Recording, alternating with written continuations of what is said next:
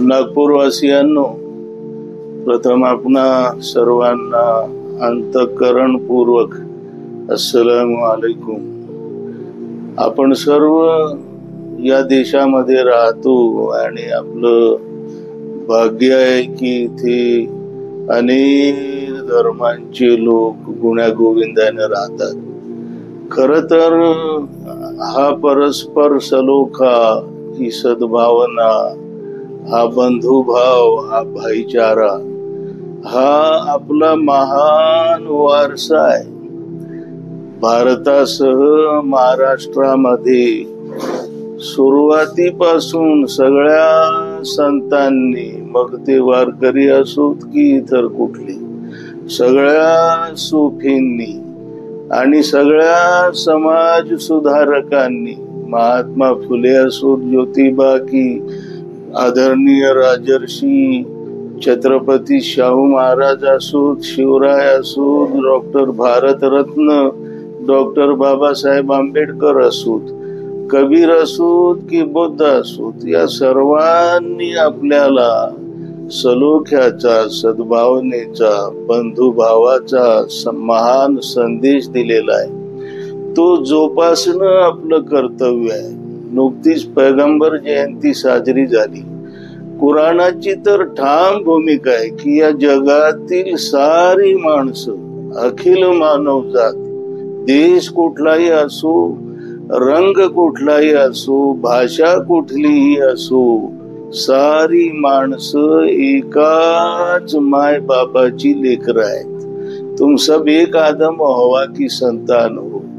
म्हणजे कुराणाचं म्हणणं आहे की ही सारी माणसं बंधू भगिनी आहेत, ब्लड रिलेशन आहे, रक्ताचं नातं आहे. संतांचं हेच म्हणणं आहे.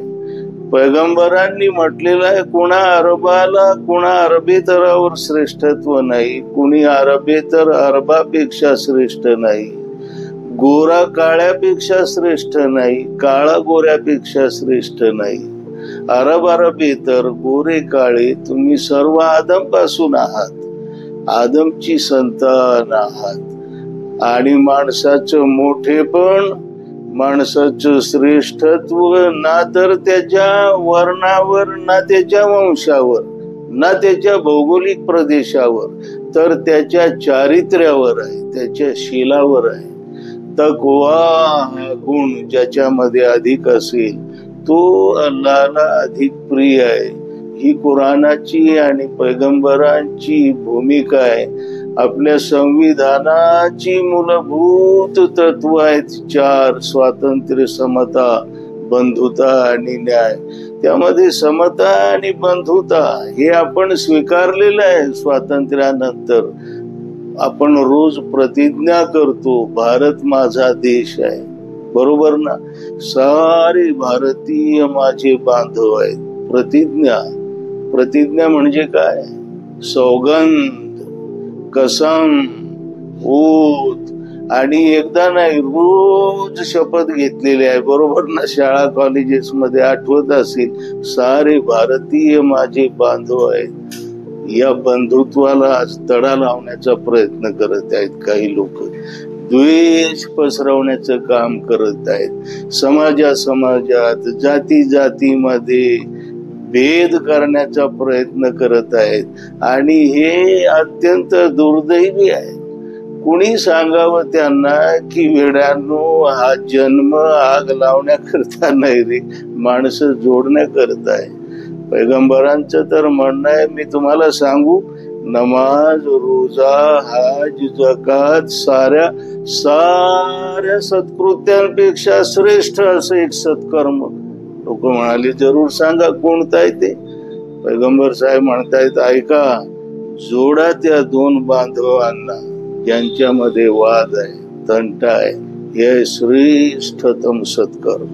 आणि याद राखा, माणसांना जोडण्याऐवजी त्यांच्यामध्ये जो द्वेष पसरवेल, जो आग लावायचं काम करी, हे दुष्कृत्य एवढं नीच आहे ज्याच्यामुळं त्याच्या साऱ्या सत्कृत्यांवर पाणी फेरलं जाईल. ना उसकी नमाज बचेगी, ना उसका हज बाकी रहेगा, ना उसकी जकात, ना उसका रोजा. साऱ्या सत्कृत्यांवर पाणी.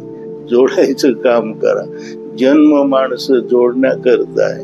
आणि आज विज्ञान युगामध्ये आपण पाहतो की मुसलमानाचं रक्त हिंदू बांधवाला, हिंदू बांधवाचं रक्त मुस्लिमाला, ख्रिश्चनांचं जैनांना, जैनांचं बौद्धांना, अगदी आमच्या दलित बांधवांचं ब्लड ब्राह्मण रुग्णाला देतो रे, आणि रिॲक्शन येत नाही, खाजव सुटत नाही.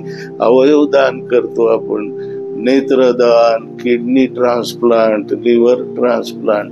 अरे ही अॅनाटॉमी, ही फिजिओलॉजी, हे रक्त ओरडून सांगतंय मूर्खांनो तुमच्यामध्ये रक्ताचं नातं आहे. हे काय लावलेलं आहे? हा कुठून आला हा द्वेष? तर हे सगळं बकवास आहे, झूट आहे. आपला जो महान वारसा आहे तो आपल्याला जोपासायचा आहे. पैगंबरांच्या वाङ्मयामध्ये एक खूप महान उपदेश आहे या संदर्भात, की ते म्हणतायत की इब्राहिम अलैहिस्सलामच्या काळामध्ये या महात्म्याला तत्कालीन अत्यंत जालिम अशा राजाने जिवंत जाळण्याची शिक्षा ठोठावली आणि अग्नी भडकावला होता मोठा. एक चिमणी आपल्या चोचेमध्ये एक एक थेंब पाणी आणून त्या भडकत्या अग्नीवर टाकत होती. कुणीतरी तिला आश्चर्याने विचारलं की मूर्ख पगले, हा एवढा भयंकर अग्नी वणवा आणि तुझं एक थेंब पाणी, त्याने काय फरक पडणार आहे? तुला काही अक्कल आहे की नाही? ती चिमणी, ती चिवताई मोठ्या धाडसानं त्याला म्हणते की दीड शहाण्या, मलाही माहिती आहे माझ्या एक थेंब पाण्यानं हा अग्नी विझणार नाही, पण उद्या जेव्हा मी भगवंतासमोर, अल्लाह समोर उभी ठाकेल मृत्यू पश्चात, तेव्हा माझं नाव आहे ना आग लावणाऱ्यांच्याही लिस्ट मध्ये नाही आणि तुझ्यासारखं तमाशा पाहणाऱ्यांच्याही लिस्ट मध्ये नाही, आग विझवणाऱ्यांच्या लिस्ट मध्ये समाविष्ट झालेला असेल. त्याच्याकरता मी ही धावपळ करते. हा अग्नी विझतो की नाही त्याच्याशी मला काही देणं घेणं नाही, मी काय करते.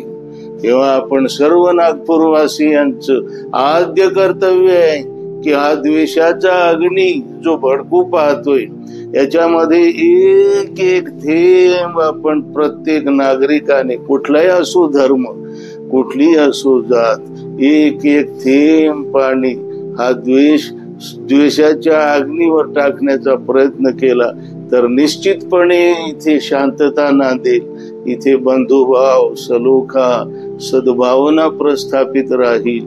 ईश्वर, अल्लाह आम्हा सर्वांना हा जो जन्म आहे, अरे आपण माणसं आहोत, माणसं, जनावर नाहीत, आपण पशु नाहीत, हिंस्र पशु नाहीत, माणस, इंसान आहे, आम्ही इंसान. कुराणाचं म्हणणं आहे की इंसान या धर्तीवर साक्षात अल्लाहचा रिप्रेझेंटेटिव्ह आहे, प्रतिनिधी आहे. तुकोबांनी म्हटलंय, तो का म्हणे सांगू किती तोची भगवंताची मूर्ती. तो तर तिकडं आहे गॉड आणि आपण डेप्युटी गॉड आहोत, आपण त्याचे नायब आहोत. तर जो रहमान आहे, जो दयाळू आहे, जो कृपाळू आहे, त्याचे आपण प्रतिनिधी आहोत. आणि हे असं बेरहम वागणं, असं निर्दयी वागणं, दयावान प्रभूची आपण लेकरं आणि निर्दयी आपला वाघ, हे शोभत नाही. तेव्हा या माणसासारखं राहूया, माणसांवर प्रेम करूया. या भारतात बंधुभाव नित्य वसुदे, देवरची असादी, ही राष्ट्रसंत तुकडोजी महाराजांची प्रार्थना. आणि राष्ट्रसंत निवळ प्रार्थना करून थांबले नाहीत, प्रत्यक्ष त्यांनी 18 पगड जातीच्या लोकांना जोडलं, पैगंबरांचं गुणगान केलं ग्रामगीतेमध्ये. पैगंबर सारे जगासाठी आहेत, जगाच्या कल्याणाकरता कार्य केलेले आहे. तर असा हा आपला वारसा जोपासूया. धन्यवाद. अस्सलामु अलैकुम व रहमतुल्लाहि व बरकातुहू.